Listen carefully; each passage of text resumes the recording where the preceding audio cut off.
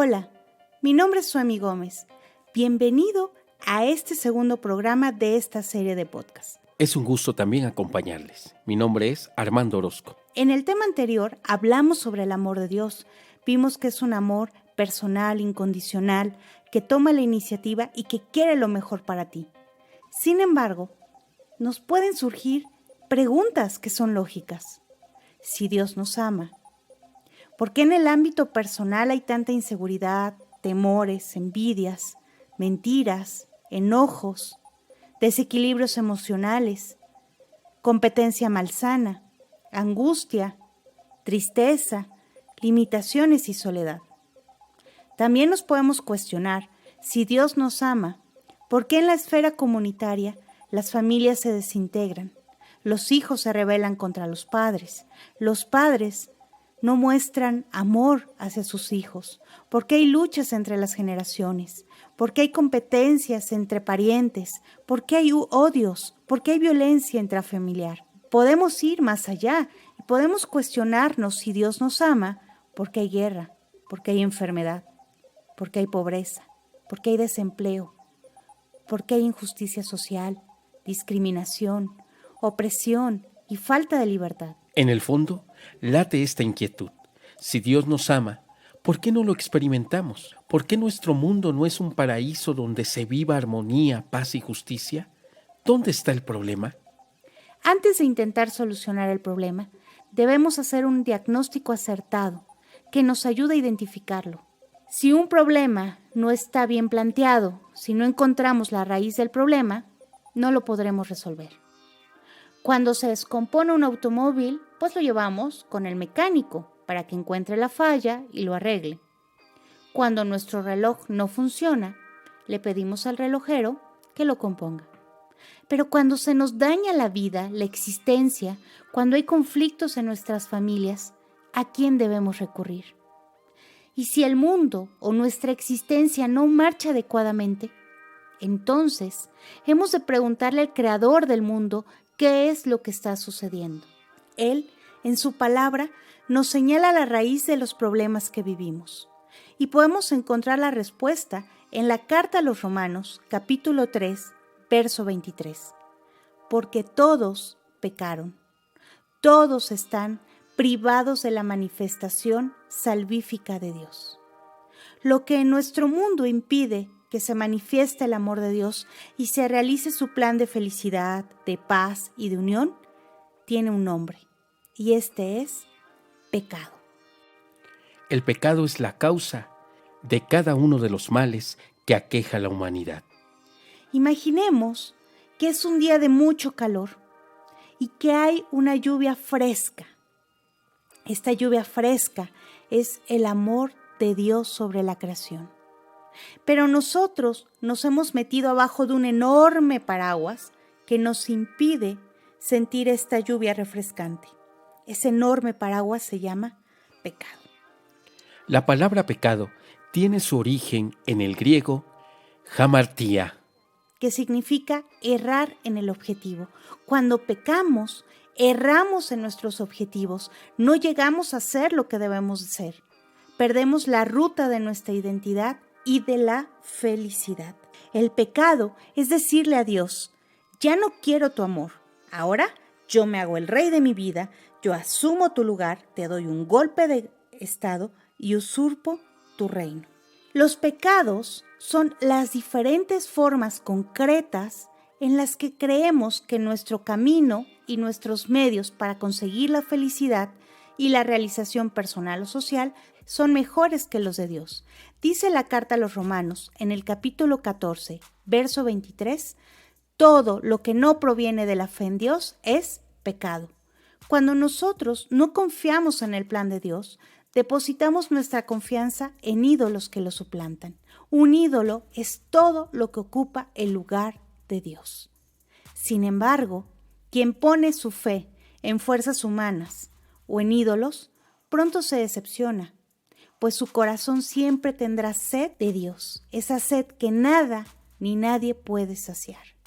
Y entonces aparecen las depresiones, las frustraciones y se pierde el sentido de la vida. porque finalmente Dios nos ama tanto que no quiere que perdamos la felicidad, pero el pecado nos hace daño a nosotros mismos. Dice la palabra de Dios en Proverbios, capítulo 8, verso 36, el que me ofende hace daño a su alma. Cuando nosotros pecamos, dañamos nuestra alma, dañamos la relación con los demás y dañamos nuestra relación con Dios. Porque el pecado tiene dos consecuencias. La primera es que nos esclaviza y la segunda es que produce la muerte. Vamos a ver un poco de estos dos puntos. El primero, el pecado esclaviza. Dice el Evangelio de San Juan, capítulo 14, verso 17, el que comete pecado es un esclavo. El pecado es como una telaraña que nos atrapa y nos hace perder la libertad. Una vez que le abrimos la puerta a la tentación, se convierte en una trampa que nos encadena. Cuando pecamos, nuestra vida se vuelve ingobernable y nos volvemos esclavos de una situación de pecado. Puede ser de la mentira, puede ser esclavo de una botella de vino, esclavo de un adulterio, esclavo de una pasión, de un afecto o de un sentimiento desordenado. La segunda consecuencia es que el pecado produce la muerte. Dice la carta a los Romanos, capítulo 6, verso 23, el salario del pecado es la muerte. La muerte de nuestra psicología, la muerte de nuestro espíritu, la muerte de nuestra relación con nosotros mismos, con los demás o con Dios. Tarde o temprano, a corto, mediano o largo plazo, el pecado siempre produce muerte. Todos pecamos. Dice la carta de los Romanos, capítulo 3, verso 23. Todos pecaron y están privados de la gloria de Dios. Y en la misma carta, en el capítulo 3, versos del 10 al 12, nos dice, todos pecaron, no hay un solo justo. Es decir, no hay excepciones. Todos los seres humanos tendemos al pecado y esto se conoce como concupiscencia. Cuando el rey David reconoce y confiesa su pecado, compuso el hermoso Salmo 51 y ahí nos dice, mira que en la culpa nací, pecador me concibió mi madre. Es decir, todos los seres humanos tendemos al pecado. Necesitaríamos que alguien nos cambiara el corazón para dejar de pecar. Y existen dos tipos de pecado. Uno es el pecado escandaloso de los pecadores públicos, los pecados que se cometen en los prostíbulos o en las cantinas, los que roban, matan, violan, los que caen en el fango de la maldad, los borrachos, drogadictos y adúlteros. Los traidores y homosexuales se enlodan y enlodan a los demás. Su pecado es tan obvio que no lo pueden ocultar. Y hay otro tipo de pecado, que es el pecado de los fariseos, de los que se creen buenos, el pecado de la hipocresía, los que se revisten con piel de oveja, gente que se canoniza a sí misma, pero en el fondo es como una tumba blanca, porque externamente todo parece limpio y perfecto, pero por dentro está podrido y muerto. Todos somos pecadores, pero hay dos tipos de pecadores, los públicos y los sepulcros blanqueados. ¿A cuál grupo perteneces tú? El mayor drama de todo esto es que ninguno, ni los pecadores escandalosos, ni los pecadores farisaicos, se puede salvar por sí mismo. El pecado es como nuestra propia sombra, inseparable de nosotros. No contamos con la fuerza necesaria para liberarnos. Y en esta búsqueda de liberarnos, de buscar la felicidad por nuestros propios medios, podemos hacerlo o podemos caer en tres caminos falsos. Uno es a través de los medios políticos o económicos. Un camino falso es el materialismo, el humanismo sin Dios, el comunismo o el capitalismo. Creer que la solución a nuestros problemas está en un sistema económico o en un sistema político. Otro camino falso es creer que lo podemos resolver nosotros solos, ya sea cumpliendo una ley, tomando justicia por mano propia o por nuestras buenas obras. Y el tercero, que es muy peligroso, es cuando ponemos nuestra confianza en falsos ídolos.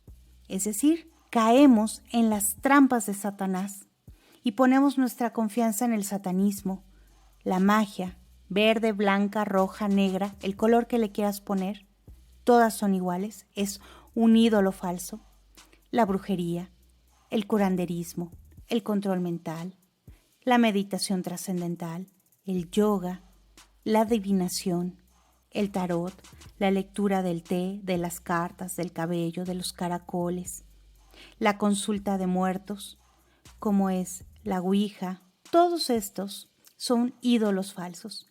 Si te interesa más el tema, te invito a consultar el documento Jesucristo portador del agua viva, que encuentras fácilmente en el internet. Somos ciegos, incapaces de atinar el camino, y ningún otro nos puede ayudar porque, como nosotros, él también es ciego. Déjame contarte una historia. Después de haber estado bebiendo, 2 hombres embriagados se subieron a una barca para pasar a la otra orilla del río. Estaba oscuro y remaron toda la noche sin conseguir alcanzar el otro lado. Al amanecer, y ya habiéndoseles pasado un poco la borrachera, se dieron cuenta de que no habían avanzado un solo metro, debido a que la barca estaba amarrada a un polín en la orilla del río. Asimismo, nosotros estamos amarrados por el lazo del pecado, el cual no nos permite, por más esfuerzos que hagamos, alcanzar la orilla de la salvación. Ni nuestras buenas intenciones, ni nuestras buenas obras, ni nuestra propia justicia es suficiente para alcanzar la salvación. La realidad es que estamos atados por el lazo del pecado, que nos impide ser libres y felices. Un pájaro no puede volar si está atado, sea una cadena de oro o un delgado hilo. No importa la atadura, eso le impide emprender el vuelo. Si el ser humano no puede salvarse a sí mismo, tampoco ningún otro mortal puede guiarlo, porque un ciego no puede guiar a otro ciego. Todos somos pecadores, y un pecador no puede salvar a otro pecador. Sin embargo, ante este drama existencial, podremos decir lo mismo que dijo San Pablo en la carta a los Romanos, capítulo 7, verso 24. ¿Quién nos liberará de este cuerpo que nos lleva al pecado?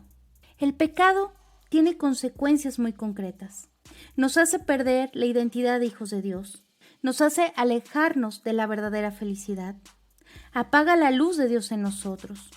Nos produce un vacío existencial que tratamos de llenar con cualquiera de estos falsos caminos. Nos esclaviza, nos encadena y nos mata. Esto parece una terrible noticia. Sin embargo, hay una solución. Y esta solución la veremos en el siguiente podcast. Solo permíteme adelantarte algo. Jesús se mostró compasivo con todos los pecadores. Iba a su casa, comía con ellos, se dejaba atender por ellos. Y entre sus seguidores incondicionales se encontraba gente de dudosa reputación. Nunca rechazó, juzgó, ni condenó a ningún pecador. Con los que nunca pudo entenderse y comunicarles la vida en abundancia, fue con aquellos que se creían buenos y perfectos. Con ellos fue muy duro y violento, al punto que los llamó raza de víboras. El punto de partida para solucionar un problema es reconocerlo. El peor pecador es el que no reconoce su pecado. El único pecado que no se perdona es aquel por el cual no pedimos perdón. Para terminar, te voy a contar otra historia. Este era un rey de un reino lejano, que cada año acostumbraba, con motivo de las fiestas de aniversario de su coronación, liberar a un prisionero.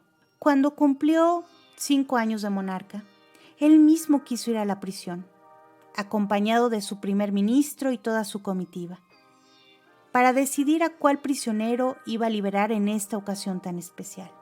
Cada uno de los reclusos, pensando que podría ser el agraciado, preparó un discurso de defensa para exponer ante el rey. El primero le dijo: Majestad, soy inocente. Un enemigo me acusó falsamente y por eso estoy aquí. El segundo añadió: A mí me confundieron con un ladrón, pero jamás he robado a nadie. Al contrario, soy generoso y doy limosnas. Un tercero dijo: El juez me condenó injustamente. De modo semejante, todos y cada uno manifestaban al rey por qué merecían la gracia de ser liberados. Había un hombre en un rincón que temía acercarse, pero el rey le preguntó: ¿Tú? ¿Por qué estás aquí? Y él, con sinceridad, respondió: Porque maté a un hombre, Majestad. Soy un asesino. Me violenté en esos momentos. No tuve dominio sobre mi enojo. Transcurrió un momento de silencio, mientras el rey pensaba a cuál iba a liberar. Entonces, tomó el cetro y, señalando al asesino, le dijo: Tú sales de la cárcel. El primer ministro le replicó: Pero, Majestad, ¿acaso no parecen más justos cualquiera de los otros? Y el rey le dijo: Precisamente por eso, libero a este malvado, para que no eche a perder a todos los demás que parecen ser tan buenos. El único pecado que no puede ser perdonado es aquel que no reconocemos. Es necesario confesar que somos pecadores, incapaces de salvarnos por nosotros mismos, reconocer que hemos errado buscando la felicidad en falsos caminos. Si no lo reconocemos, muy probablemente seguiremos hundiéndonos en las arenas movedizas del pecado. Hoy te invito a que reconozcas tu pecado delante de Dios y que no te puedes salvar por ti mismo. Hoy yo reconozco mi pecado delante de Dios y reconozco que no me puedo salvar por mí mismo. Todos somos pecadores y necesitamos la salvación. Te invito a que sigas la siguiente cápsula y encontremos todos juntos la solución a este problema.